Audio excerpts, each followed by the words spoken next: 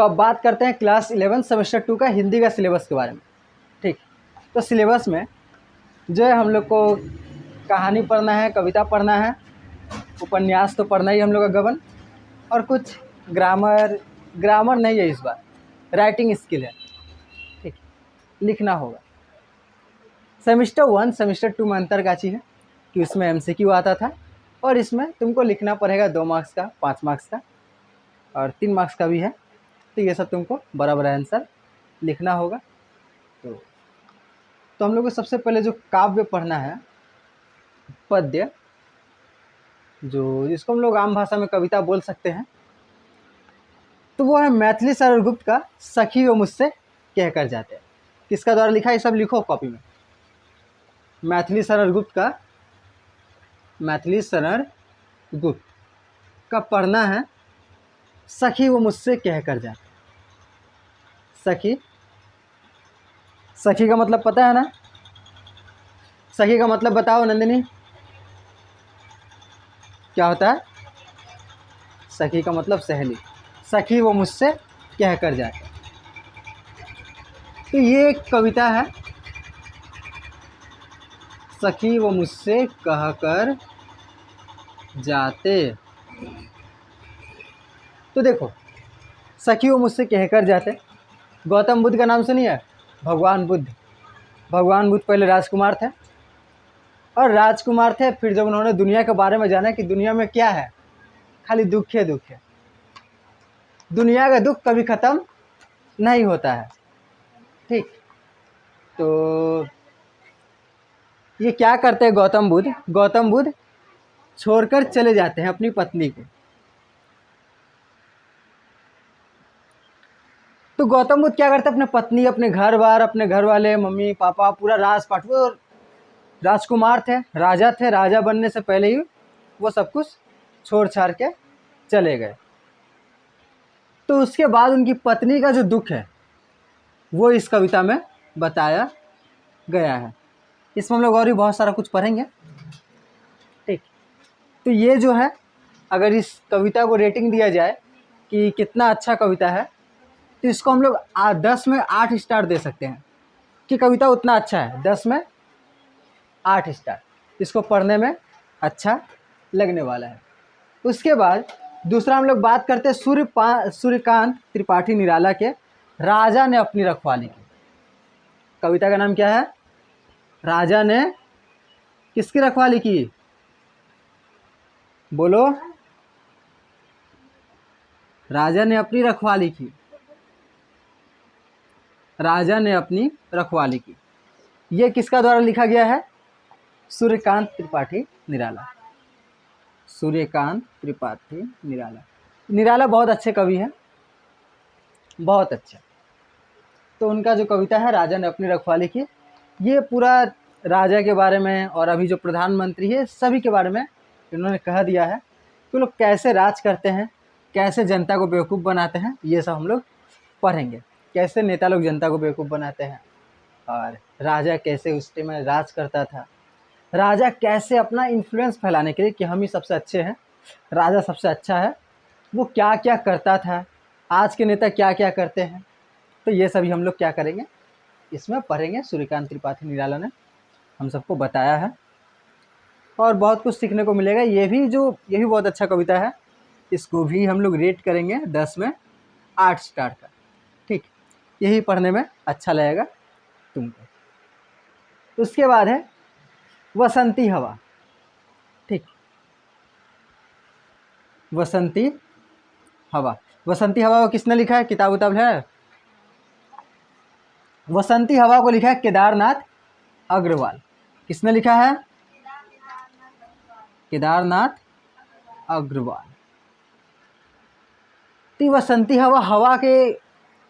हवा को इंसान की तरह बना के उसका ऊपर कविता लिखा गया है। ठीक, कि हवा क्या क्या करती है।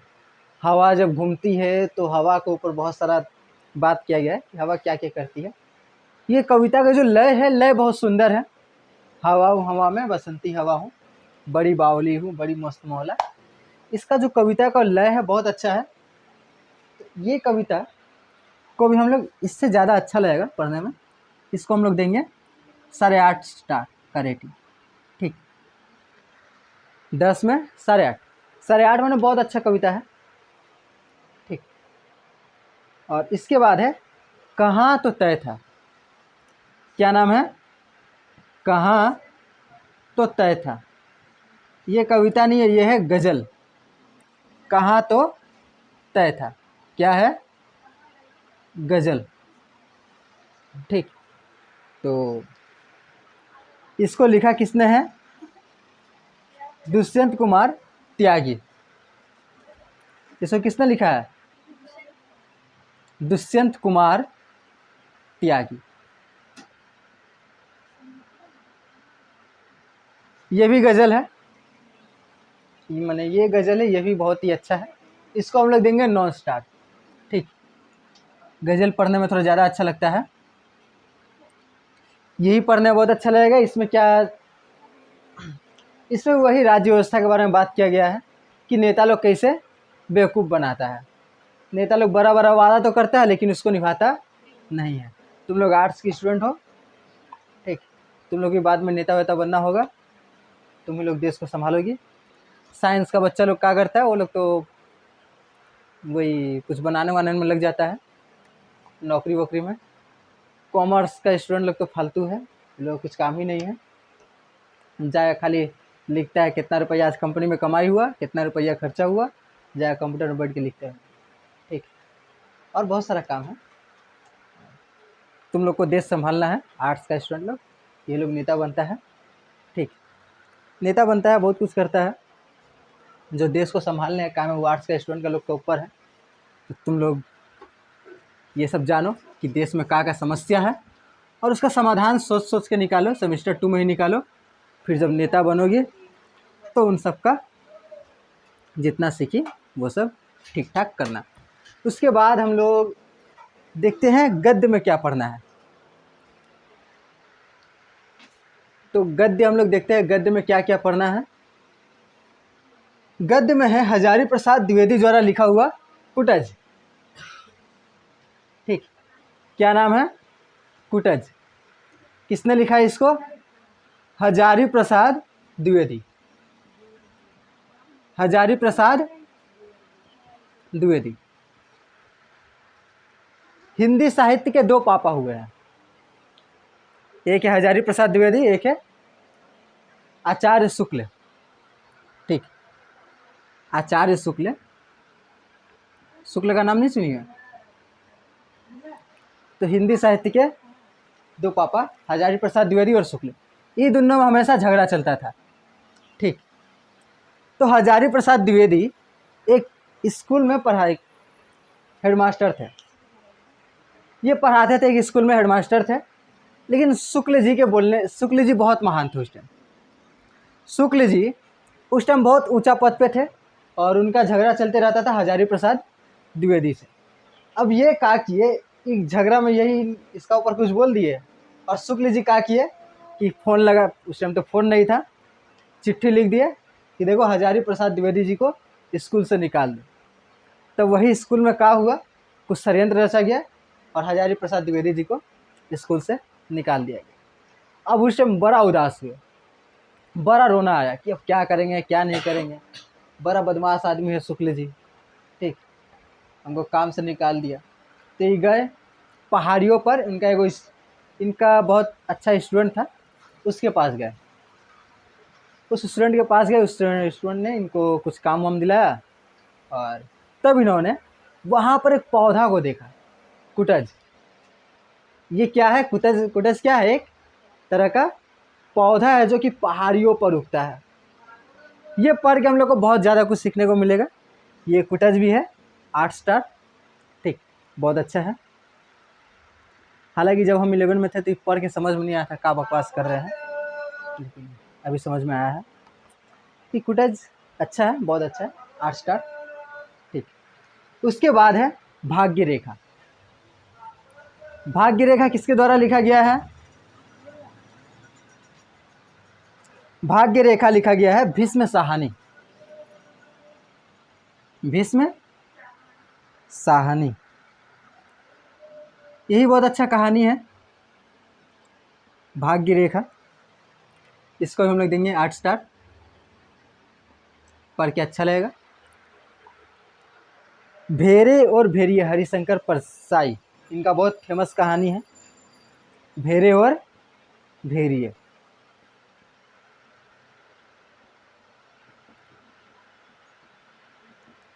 किसने लिखा है? हरिशंकर परसाई। ठीक, यही पढ़ के अच्छा लगेगा, 8 स्टार। इसके बाद हम लोग को उपन्यास में गबन पढ़ना है। ग्लोबल गांव के देवता तो पढ़ना नहीं है, ठीक। तो गबन 27 से लेके अंत तक। और गबन में आगे क्या होता है? तो पुलिस पकड़ लेता है। किसको पुलिस पकड़ता है? रमा को पुलिस पकड़ लेता है। अब रमा को पुलिस क्यों पकड़ा, काहे पकड़ा? उसका पैसा तो, गबन वाला पैसा तो दिला गया था, उसकी पत्नी दे दी थी गबन वाला पैसा, तब इसको पुलिस काहे पकड़ा? इस सबका सवाल का जवाब मिलेगा अगले क्लासेस में, एक से ज़्यादा क्लासेस में पढ़ेंगे तो हम लोग को मिलेगा। और जो नया है वो है राइटिंग स्किल, हिंदी में भी और इंग्लिश में भी, ठीक। राइटिंग स्किल, लेखन क्षमता, तो कौन कितना अच्छा लिख सकता है, मार्क्स इसी पर डिपेंड करता है।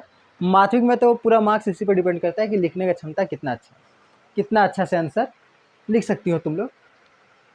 राइटिंग स्किल में तुम्हारा थी हैंड राइटिंग भी आता है कि हैंड राइटिंग कितना अच्छा है, हैंड राइटिंग और तुम्हारा जो लिखने का अंदाज है।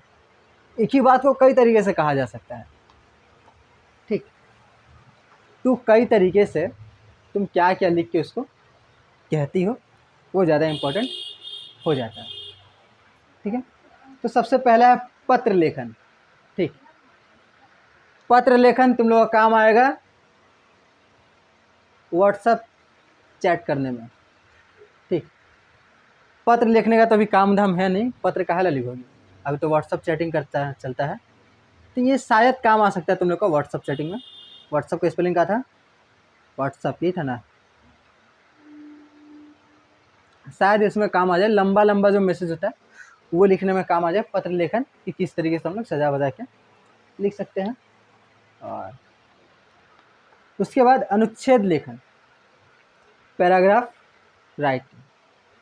अनुच्छेद, तुमको कोई भी टॉपिक दे दिया जाएगा, अब उसके बारे में तुमको लिखना है, ठीक। कितना शब्द लिखना है इसमें तो नहीं दिया है, और ये तुम्हारा अंग्रेजी में भी है, ठीक। पत्र लेखन, लेटर राइटिंग तुम्हारा इंग्लिश में भी है, और ग्रामर तो अंग्रेजी में आएगा ही, लेकिन हिंदी में ग्रामर नहीं है। लेटर राइटिंग इंग्लिश में है, और ये है पैराग्राफ राइटिंग। कोई भी टॉपिक दे देगा, अब उसके बारे में तुमको लिखना है, ठीक। पैराग्राफ राइटिंग, जैसे आज तो कितना शब्द लिखना है, मान के चलो 150 शब्द, 150-200 शब्द लिखना है, ठीक। 150-200 शब्द कितना होता है? अगर बड़ा कॉपी है तो 1 पेज, माने 1 पेज तुमको लिखना चाहिए। और पत्र लेखन तो जो खाली इम्पोर्टेंट पॉइंट लिखना होता है पत्र लेखन में। और जो तीसरा चीज़ है जो तुम लोग 10 क्लास में की, 10 क्लास में अंग्रेजी से हिंदी अनुवाद की थी 10 क्लास में, तो वही है अंग्रेजी से हिंदी अनुवाद, अंग्रेजी से हिंदी, ठीक। मार्क्स डिस्ट्रीब्यूशन कैसा है? तो जो कविता 4 गो है उसमें से 2 मार्क्स का 4 क्वेश्चन आएगा, तो सारा कविता में से एक एक क्वेश्चन आएगा 2-2 मार्क्स का, उसमें से कोई 2 करना होगा। तो इसी 2 मार्क्स का 4 क्वेश्चन, 2 मार्क्स का 4 क्वेश्चन, 3 मार्क्स का 2 क्वेश्चन, 5 मार्क्स का 2 क्वेश्चन। मतलब हम लोग को MCQ का तैयारी नहीं करना है, सोचने का तैयारी करना है। दिन भर हम लोग को क्या करना है? सोचना है, दिन भर सोचना है, ठीक। दिन भर तो हम लोग ऐसे ही दूसरा चीज़ सोचते रहते हैं, लेकिन अब क्या करना है कि इसका टॉपिक सोचना है, किताब का टॉपिक के बारे में हम लोग सोचेंगे, काहे कि हम लोग को सोच सोच के लिखना है। उतना ही अच्छा से हम लोग लिख पाएंगे जितना अच्छा से हम लोग सोच पाएंगे, ठीक। तो सोचना एक बड़ा जरूरी काम हो गया यहाँ पे। तो जो तुम्हारा कविता है और कहानी है दोनों मिला के 24 मार्क्स का आएगा कविता कहानी में से। और उसके बाद गबन में से हम लोग का आएगा 11 मार्क्स का, 1 मार्क्स का 5 क्वेश्चन और 3 मार्क्स का 2 क्वेश्चन। तो 1 मार्क्स का क्वेश्चन आएगा मतलब कि हम लोग को डिटेल में पढ़ना होगा, कहाँ से क्या क्वेश्चन पूछ दे कोई नहीं जानता। और उसके बाद है पत्र लेखन। पत्र लेखन दिया रहेगा, अनुच्छेद लेखन दिया रहेगा और अंग्रेजी से हिंदी अनुवाद दिया रहेगा शायद, और तीनों में से एक करना है, 5 मार्क्स का रहेगा। तीनों दिया रहेगा, तीनों में से एक करना है और हम तो तीनों कराएंगे, ठीक। फिर तुम लोग को एग्ज़ाम में जो भी आसान लगे वो कर लेना, ठीक है। ये था हम लोग का हिंदी का सिलेबस। और इधर प्रोजेक्ट के बारे में भी दिया है, जनसंख्या विस्फोट, भूमंडलीय उष्मीकरण, ग्लोबल वार्मिंग, महासागरों का बढ़ता जल स्तर, इस सब के बारे में भी तुमको प्रोजेक्ट में दिया जा सकता है 20-25 पेज लिखने के लिए।